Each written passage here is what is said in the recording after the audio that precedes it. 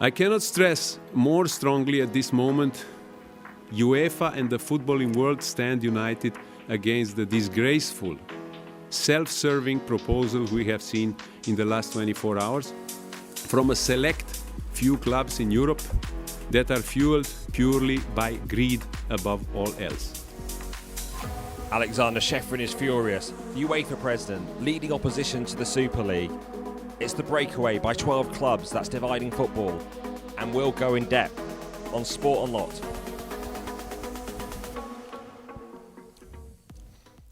Hello and welcome to the podcast analysing the biggest sports news issues, and with football in turmoil over plans for a largely closed new midweek competition, this is a special midweek edition of Sport Unlocked. We're here with all the developments on the Super League clubs from England, Spain and Italy, called the Dirty Dozen by the UEFA President. To try to unpack what it all means, I'm Rob Harris from the Associated Press, and alongside me as ever is Martyn Ziegler from the Times, and with us is Tariq Panja from the New York Times. Martyn, what a few days it has been. Yeah, it's been a crazy 48 hours, isn't it? I mean, just mind-boggling. Not actually just the fact of the story that broke about the Super League, but the reaction has been incredible. You know, the British Prime Minister, the French President, the Prince William, the Duke of Cambridge. Everybody apparently is sort of up in arms about this. In fact, you're hard pushed to find anybody apart from the Americans who own the three English clubs and the other three of the big six, plus Juve, Real Madrid, the Milan clubs, and the two Madrid clubs who would support it. It's just been remarkable. It feels like something broke, doesn't it? Like all these relationships that have kind of endured for so long. It seems something is broken. For example, I think we talked about it on the pod the other day as well. The European Club Association, for example, that organisation is in a bit of a shambles, given that its leadership did the dirty on the rest of their membership and walked out. The relationship between UEFA, particularly Aleksander Ceferin, UEFA President, and Andrea Agnelli, who is more than a sort of business colleague. He's a friend. Ceferin is the godfather to Agnelli's youngest child. Total betrayal, it felt like. And then across the board, the fans of the clubs feel totally betrayed by those running the games. There's banners going up, for example, outside of Anfield, bemoaning the death of their football club. This seems like a really significant moment. And it had felt like a really significant moment at UEFA on Friday. They thought they had widespread agreement on a new Champions League format from 2024, expanding from 32 to 36 teams. Amongst those backing it were Manchester United's Ed Woodward and Andrea Agnelli from Juventus. Then over the weekend, they went missing. Turns out they were among the 12 clubs launching the new Breakaway Super League. And on Monday, we heard from the UEFA President, Aleksander Ceferin. He was asked by Simon Evans from Reuters about whether he felt a sense of betrayal from Agnelli, the Juventus chairman, and until Sunday, head of the European Club Association. It is in a way, and not only to me, it's personal betrayal to the other clubs. They were promising the others, we are improving, we will do this and that, and they didn't. I mean, I said before, I spoke with the CEO or whatever he is at Manchester United, Ed Woodward, on Thursday. He called me, he says, great reforms, I fully support it. Only financial fair play, let's speak in the future, but fantastic, great. He was happy. He looked happy. Or I heard him happy. I spoke with Agnelli, I think, 20 times in the last days. The last time on Saturday, when I said I hear rumors about some Super League, and he says, no, this is a lie, don't believe it. I will call you back in 1 hour. And he turned off the phone. So it's hard to believe the level of immorality of some people. I mean,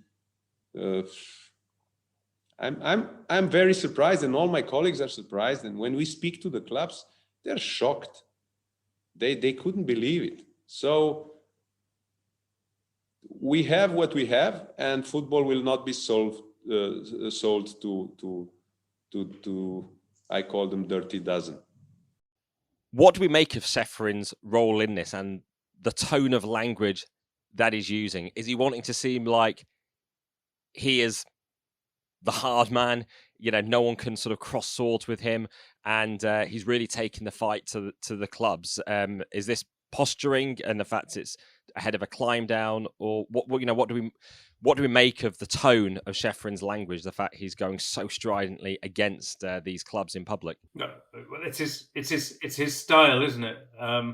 Ceferin, as long as he's been the UEFA president, has been pretty good with the sharp rebukes and the cutting sound bites.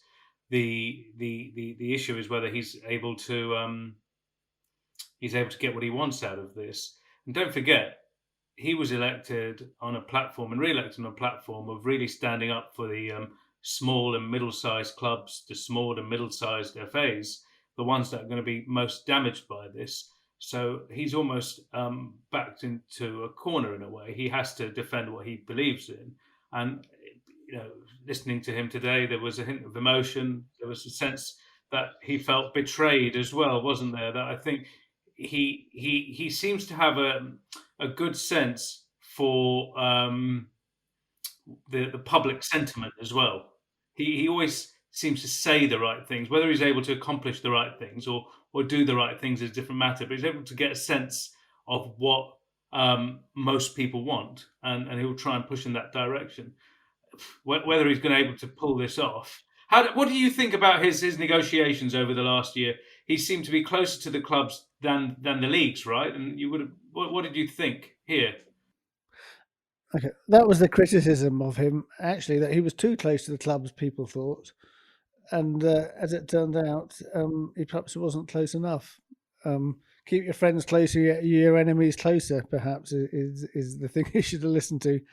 I mean, Rob, you reported, particularly your reports picked out the fact that Ceferin was talking about banning the Super League clubs from the semi-finals of the Champions League, Europa League, banning the players from the Euro 2020.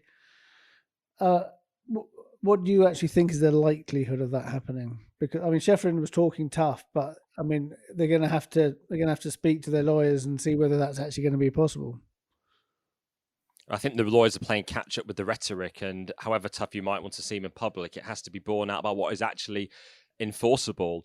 And the attention turns first to the Champions League semi-finals, the oddity of 3 of the 4 Super League clubs being in the semi-finals in the coming week or so at the same time as they're threatening to walk away. And then you look ahead to the Euros, and it seems very hard to imagine at this stage, when players haven't even kicked a ball in a Super League yet for their clubs, being banned from playing for their countries at this European Championship. Maybe it's a different scenario when we're encountering the World Cup.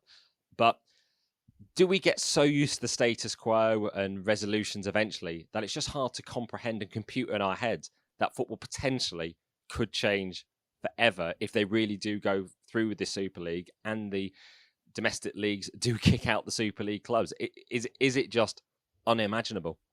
It's not. I don't think that the Premier League clubs would all kick out the Big Six, because I think Steve Parish was on a couple of broadcast programs today, the Crystal Palace chairman. I mean, he made it pretty clear that wasn't an option, because he accepted that the Big Six provide too much.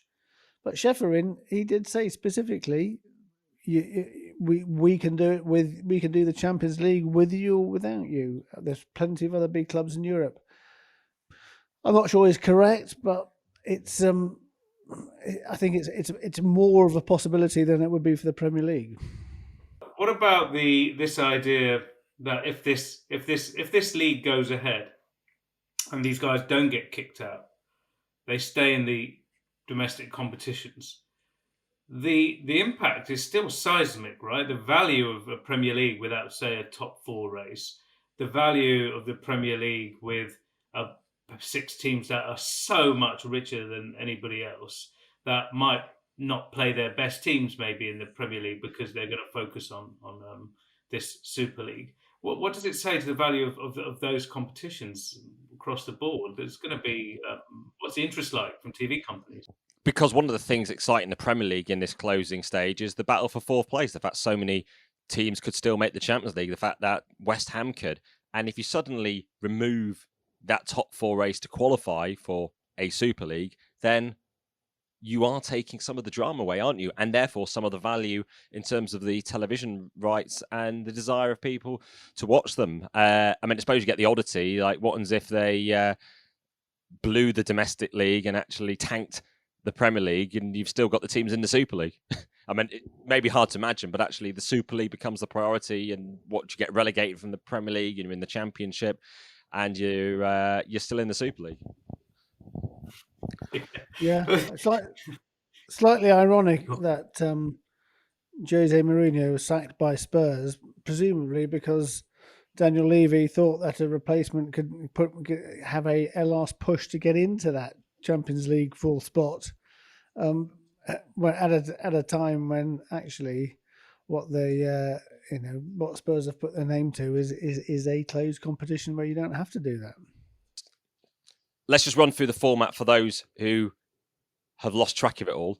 The vision is for a 20-team Super League with 15 founder members, and they all get to return each year without any need to qualify, but only 12 teams have signed up so far.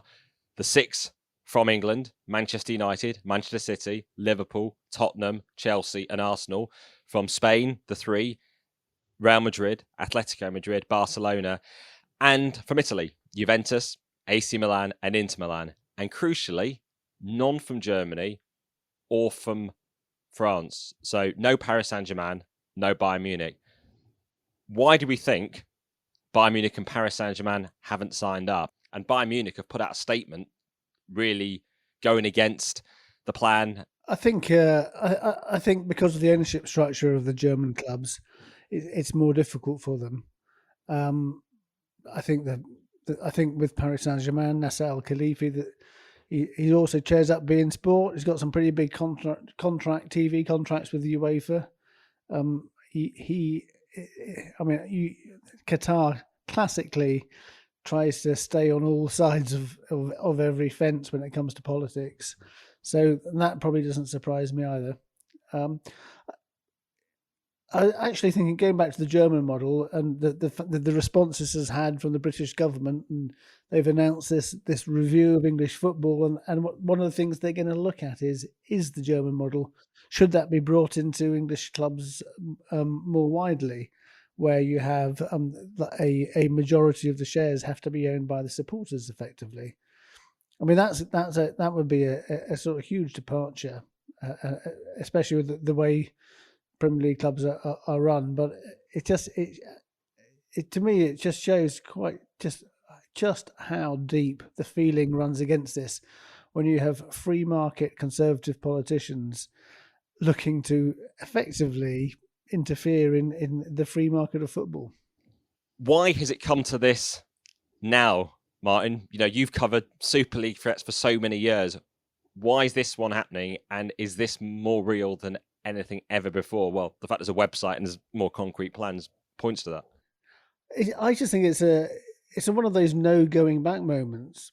The thing with G14 back in 1998, and the various things that went through in the years after that, it looked fairly serious at the time, but it always felt as though it was a slightly pie in the sky. There's a different feel to this now. To me, it feels like, because of the ownership structures that the Americans who own United and Liverpool and Arsenal, the financial crisis affecting Real Madrid, Barcelona, Juventus and Milan, they're almost desperate to do something to retain their status. And this to me seemed like a sort of, in a way, a bit of a desperate throw of the dice. I mean, particularly we're seeing the involvement of American team owners, aren't we? We're seeing those who are used to their US franchises, like John Henry at Liverpool with the Boston Red Sox, the Glazers with the Tampa Bay Buccaneers in the NFL, and indeed Stan Kroenke at Arsenal, also with the LA Rams. They like the closed leagues, and it seems that they've wanted to transport them over to Europe, and now is their moment. Yeah, years in the making. I had was in a car from the Champions League draw a few years ago. One of the executives involved in this just happened to be going in the same direction. Gave us a lift, so it's a short 20-minute journey, and this man was bemoaning the fact that his team couldn't guarantee a quarter of their revenue year by year. The idea that, yes, one year we're in the Champions League and we get 50 to 80 million euros, and then the next year that disappears, and saying, what other business would function on that sort of level of unreliability when it comes to revenues. But then the answer to that is, you knew what you were buying into. Why have you bought this football club? If you wanted reliable income, etc., steady income, don't run a football club. This was a structure that exists. It looks like to me that, like you said, it's a perfect timing. A lot of these guys are in the game at the same time, so there's that kind of strength in numbers. They both see the structure as one that they don't like. The structure that most fans do like is one that doesn't fit their business model, and they've taken advantage perhaps of the pandemic as well. There's been a lot of talk of losses, right, Martyn? Yeah, I mean the amount that, for example, that Barcelona and Real Madrid can spend, according to La Liga's spending restrictions, is vastly reduced. I mean, it actually strikes me that the Premier League clubs, the big six English clubs, have made a bit of a sort of blunder when it comes to the bigger picture, and I choose my words carefully there. Yes, they will be guaranteed, if the Super League goes ahead, they're permanent members, they will be guaranteed a fixed amount of money every year. So that might suit the Glazers, the Henrys, when it comes to their investment and the return on the money. But in terms of the power balance in European football, to me, they've just handed Real Madrid, Barcelona, Juventus, AC Milan a massive way back in to get back level financially, because to me that's what Real Madrid, Barcelona, they were terrified that they're going to be left behind by the Premier League. Now the Super League would be a guarantee that they're going to get back on the same level. And Florentino Perez, the Real Madrid president, who will be chairing the new Super League, actually referenced this on Monday night when he was speaking on Spanish television, saying that we're all going through a very difficult situation. When you don't have the revenue, the only way to change that is to try to have more competitive games, more attractive games. And he's saying that the new competition is being created to save football for everyone, not just to help the richest clubs of them all. He talked about the pandemic affecting clubs and ruining them financially, and he believes it's a critical moment to save them. Well, he might be saying that, but opposition is being led right from the top of the British government, with the Prime Minister, Boris Johnson, speaking out against the Super League. We're going to look at everything that we can do with the football authorities to make sure that this doesn't go ahead in the way that it's currently being proposed. I don't think that it is good news for fans. I don't think it's good news for football in this country. And look, don't forget, these clubs are not just great global brands. Of course they're great global brands. They're also clubs that have originated historically from their towns, from their cities, from their local communities. They should have a link with those fans and with the fan base in those communities. So it is very, very important that continues to be the case. I don't like the look of these proposals, and we'll be consulting about what we can do. I mean, that's been pretty striking from the British government, Oliver Dowden, the Culture Secretary in the House of Commons, almost sort of threatening intervention in the businesses to protect them almost as a national asset and to stop them being taken out of the leagues. Yeah, two things there, though. I don't know about what you guys think, but this government is very good at playing politics and playing the populist role. We had it with another issue I think we discussed on this pod, with the stadiums and the coronavirus response. But yeah, they've won a lot of seats in areas where there are swathes of football supporters, particularly up north in the last election. I don't know. I take some of these statements, however strident they might seem, with a pinch of salt. I think we'll see when action is taken. And then in terms of protecting football and governments here and elsewhere saying the sport needs to be protected, you have to wonder where they were 15 or 20 years ago. This idea that football is really important to the public and needs to be protected, this seems to be a little bit after the Lord Mayor's show, doesn't it? Martyn, you mentioned the 46+1 here. Well, why wasn't this done? Why wasn't done before? We've had all sorts of characters come in from all over the world. Sweep up clubs has been a leveraged buyout of Manchester United, which was deeply unpopular. You've had takeovers elsewhere that have ended in collapse. We've had hand wringing, but nothing has happened until now. Suddenly, this moment in time seems to be when these guys have woken up. It would have been a lot easier to stop a lot of this mess from happening had these guys deigned to weigh in and decided, yes, sport and football is an important national institution that deserves a little bit of protection.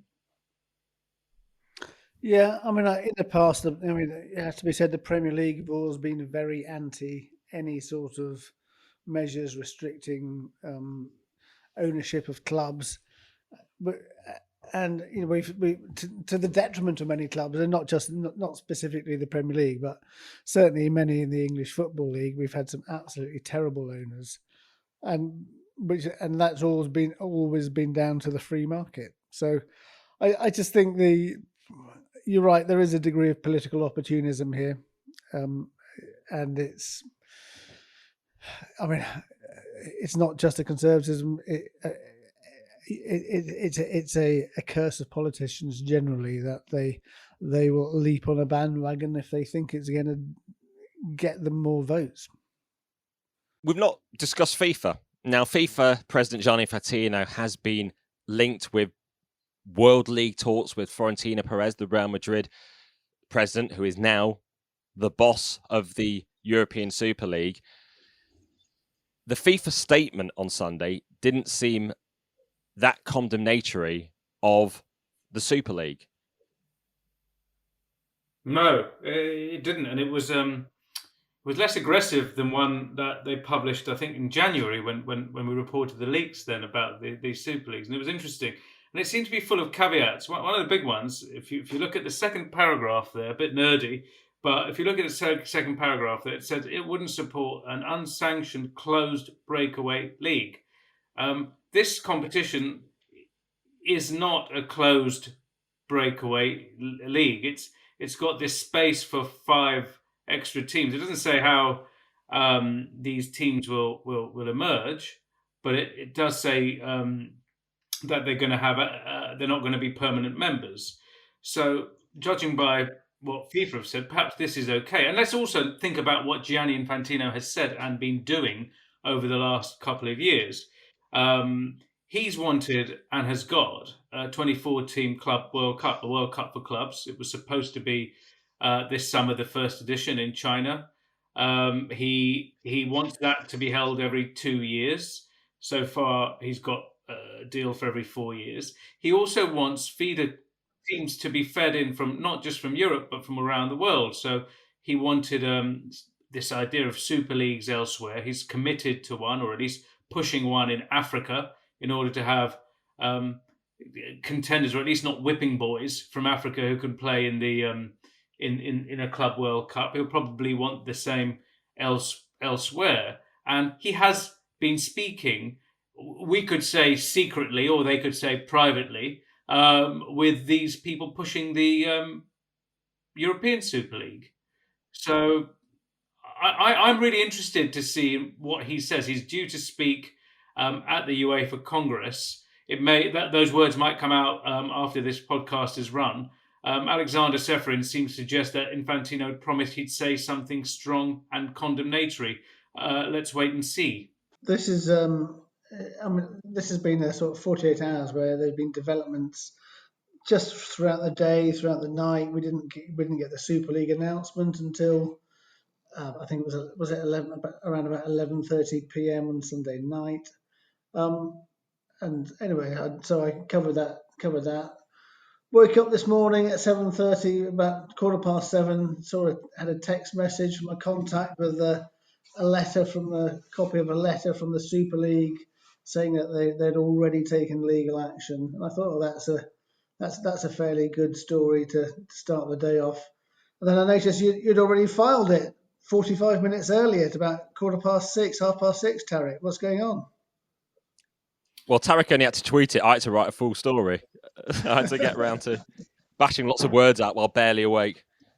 Yeah, I don't know. It's so much nervous energy with this seismic story. Also, I've had a pigeon on my balcony very early in the morning. It's been waking me up. So if anyone's got any tips to get rid of a pigeon that disturbs a night's sleep, please do get in touch. What's the email again, Rob? sportunlockpod@gmail.com. Tweet us at sportunlocked, also on Instagram and Facebook at the same handle, if anyone knows how to get rid of any pesky annoyances. Is it called Andrea, the pigeon? my pigeon called Andrea. Yeah, absolutely. Yes. There's another one called Ed. He comes and goes from time to time as well. Now, we have been quite negative. Do we think there are some valid arguments? Is it legitimate, the fact UEFA overreached itself as the regulator of competitions and the commercial beast as well, raising the revenue, and is actually too powerful and just greedy themselves? And why shouldn't clubs, if they can produce a better competition, decide they want to do it? No, the irony of this is that the new format of the Champions League, the way that the financial distribution is organised with something around about 30% being handed out on historical performances, is that the Super League clubs they were already getting what they wanted. It just that's why it just strikes you so much as greed and unnecessary greed. Yeah, it does. Also, the way they've gone about it, the kind of the two-faced manner in this. We kind of alluded to the fact that they were all singing the praises of the reforms up until a day before, when people started turning their phones off. But let's not also forget that this reform was supposed to be announced a week ago. UEFA did not announce it because the big clubs said they had a problem with the power distribution and on the commercial settlement. And they said they wanted more say in how that's done. UEFA said, all right, let's talk about that. We'll delay our great announcement for this new Champions League for a week or so in order for you guys to discuss this further. And meanwhile, at the same time, they were clearly signed up to this thing. It's hard to think this was just done in 3 days. This has been months in the making, and they were ready to announce this. It just seems a kind of total waste of everybody's time as well. A lot of time and energy goes into these talks, these meetings, drafting these documents, whereas these guys seem to have no interest in going along with this anyway, by the sounds of it. Just to show how long we've been talking about all this, it was 2 years ago that we got hold of those leaked documents that showed the plan engineered by Agnelli, seemingly supported at the time by Ceferin and UEFA, for 24 of the 32 Champions League group stage places to be locked in and to be guaranteed each year. And it was relying on those, and it was the sort of the middle class of clubs that helped to sort of bring those plans down to force them to start again, wasn't it? To come up with a new plan. Yeah, the initial plan was essentially this is a closed Super League, essentially, or closed two leagues, whereas where teams would get promoted and relegated in between the Europa League and the Champions League, and only a handful of teams would be allowed to qualify. Martyn? I've just got a call. I'm going to have to go. It's nothing particularly new, but I'll give you a shout back. Breaking news interrupting everything. We'll crack on. And on Monday night, the Super League was a factor against the backdrop of Liverpool's 1-1 draw against Leeds. And around the game, Liverpool manager Jurgen Klopp spoke to Sky Sports about his ongoing opposition to a Super League, despite the ownership led by John Henry being part of the Breakaway. I don't know exactly why the 12 clubs did it. I know some things will change in the future in football. Some things have to change in football. That's for sure as well. How the power, where the power is and stuff like this, that's not right. UEFA cannot just decide things as well. The FIFA cannot decide things. Everybody plans new competitions. The UEFA wants the Champions League. They showed it to me. I told them there are more games in, so I don't like it. Months ago, and they anyway do it. I don't expect that I don't do it only because I don't like it. But they showed it to me, and it happens anyway. It's always more games. And for UEFA, it's for money. If you tell about the clubs, it's about money. What do you think it's with UEFA about? The FIFA wants a Club World Cup whenever that should happen. It's about money, nothing else. And all these kind of things. So it happens. It's not only these clubs. And things will change, and some things have to change. But usually you have to prepare these kind of things. So like it needs time and convincing. But one thing I can understand that the people think that's not right is the competitiveness. I get that. I said that before. I don't like that we maybe not will be in the Champions League, but if we earn it, we want to be there like anybody else. Jurgen Klopp speaking to Sky Sports. Tariq, what do you make of the position managers like Jurgen Klopp find themselves in? The fans are against it seemingly of their clubs. They can't go against them without creating divisions. It's very hard to go against their employers as well. But it seems, particularly in Jurgen Klopp's case, that he has gone public with his opposition. How do they marry this situation, the managers who might have one opinion versus what the owners of their clubs are doing? First of all, I think it's a bit shameful that the managers have been left to be the spokesman for these clubs. The situation on Sunday where Ole Gunnar Solskjaer was put in a really awkward spot when this story had leaked and the details had been public. No spokesman for the Super League or for his club stepped in to say anything, leaving him there to talk about something he may or may not have known about, and something that, as a football person, he probably wouldn't be supportive of. That's been the trend. We've seen Gary Neville, former Manchester United player, speak out quite eloquently the other day. On the same day, in fact, Sunday after that game, we've had Wayne Rooney also speak out in support of the football pyramid. We had Ander Herrera, another former Manchester United player, speak out against this. Yeah, I think it's an extremely awkward position for managers to be put in.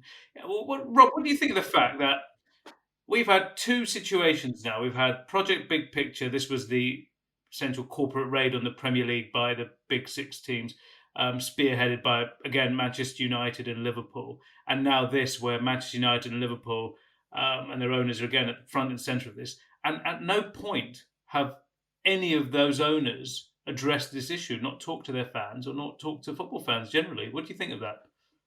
And that's where they feel completely disconnected. And I think it's really significant the fact we had a statement from the Manchester City Supporters Club speaking out against their own side. We know how defensive they have been of their own leadership during the FFP battles with UEFA and any questions around rights around the Abu Dhabi ownership. But it's taken this for them to actually speak out. Even the local paper, the Manchester Evening News, on Tuesday morning, decrying both Manchester United and Manchester City for going it along with this Super League plan. So the uprising by the fans is probably an expression of the frustration that they've not had the engagement that they want from their clubs. And, this risks a divide. Imagine if there'd been fans allowed in big numbers in the stadiums over the next week. We could have had a situation, as we see very often in Germany over the years, where the fans really do protest against things the club and the league are doing with banners and various other things. Yeah, last time we saw something like this here, funny enough, did involve Manchester United, about 2010, I think, with the famous green and gold. Yeah, those scarves and those shirts, protesting the amount of debt the Glazers had put on Manchester United and perhaps the lack of investment. But you mentioned the fans.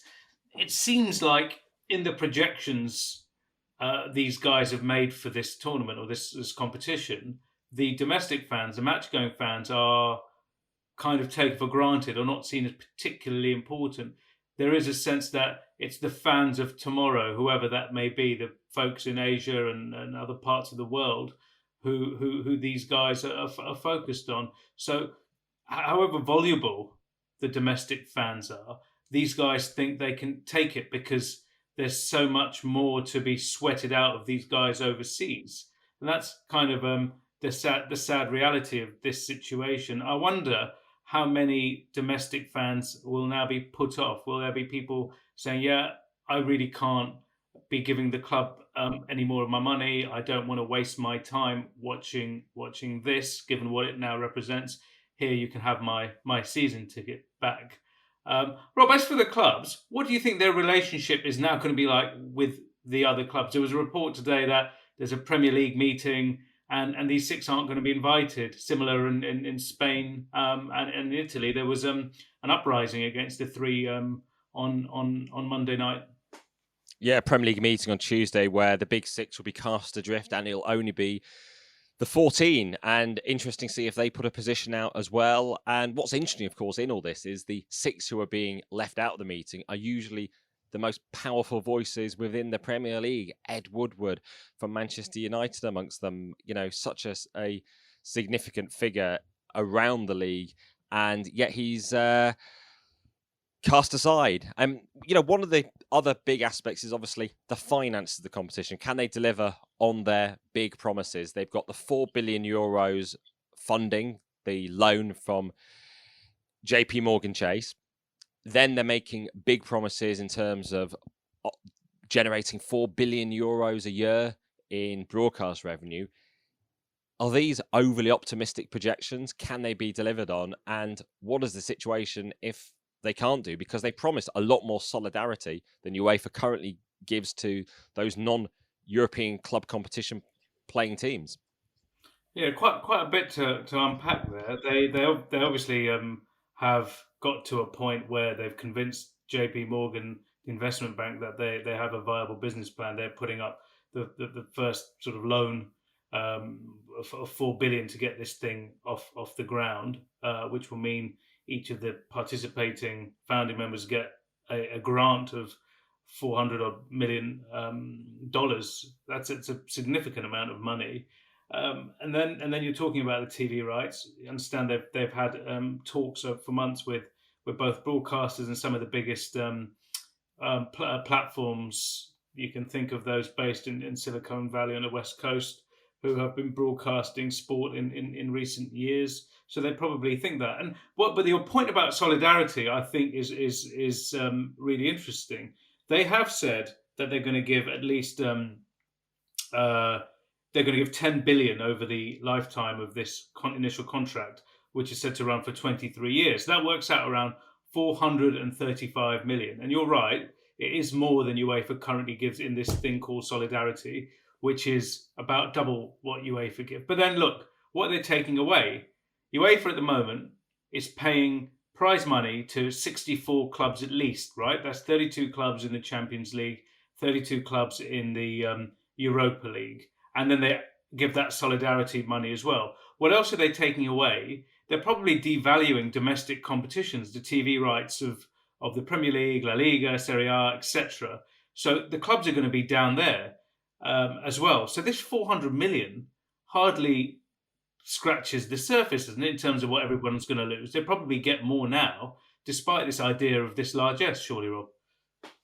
Yeah, and there are other things to fund as well, potentially, like a women's competition. And there's been attention on the fact that while they're claiming to be for the good of the game, the Super League document only contains a passing reference to creating a women's Super League. Obviously, that's the name already used for the English competition.